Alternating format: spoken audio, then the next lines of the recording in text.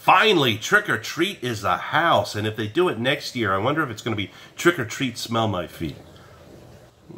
Hit the button. Let's get started.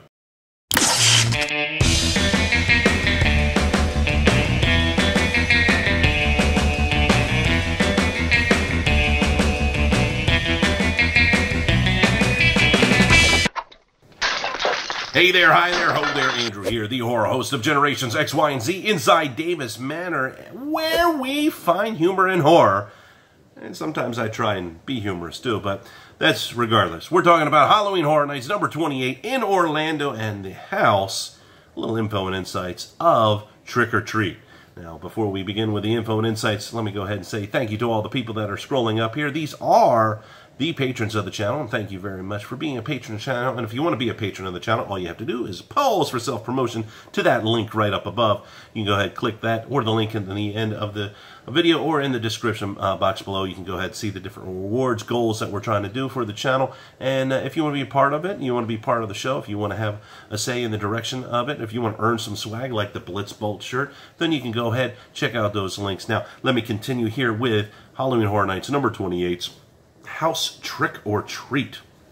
Now, if you did or did not go to Halloween Horror Nights number 27, there was a awesome scare zone called Trick or Treat, based off of this property right here. It is an intellectual property, excuse me, written and directed by Michael Daughtry, and the Legendary Pictures is who was the production company. They have teamed up once again with Universal Orlando to bring Trick or Treat, but this time it is in a house, not a scare zone. Now, last year the scare zone was beautiful. I mean, it was beautiful. The decoration, it was Central Park, which is always a great area for theme wise, but really pushed home the Trick or Treat vibe with the right type of lighting and the characters that were there. You got a chance to see a little bit of the characters throughout the movie. And if you don't know what the movie is, it is basically an anthology of horror, and it is a beautiful film when it comes to horror anthologies, because there have been some horror anthologies that have not been the greatest, but Trick or Treat is pretty good.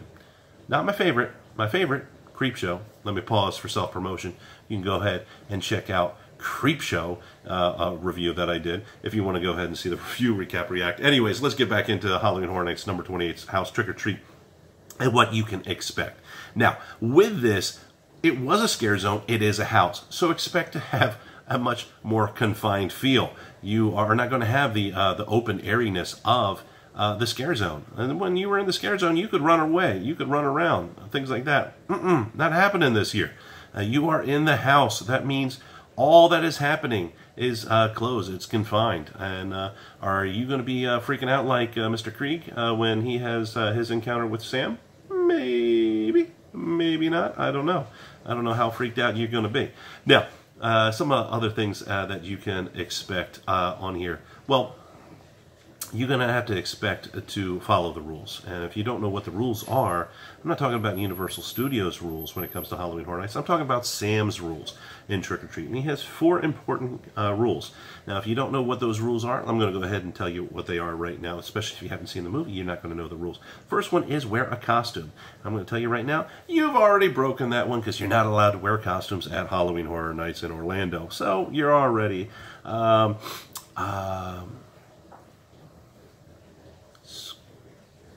screwed? Yeah. The second one, hand out treats. Well, you're not allowed to bring in food. So yeah, you've got that one going against you. Never blow out a jack-o'-lantern. Got news for you.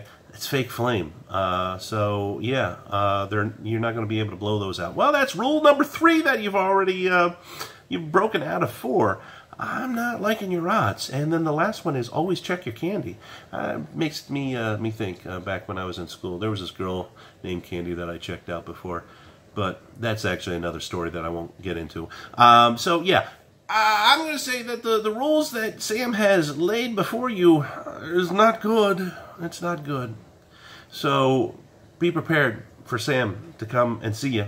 And he is a cute, lovable guy when he's wearing his mask, but when he's not wearing his mask, it's a little gross. Yeah, and he's got a lollipop that is just, it sucks if you get hit with that lollipop.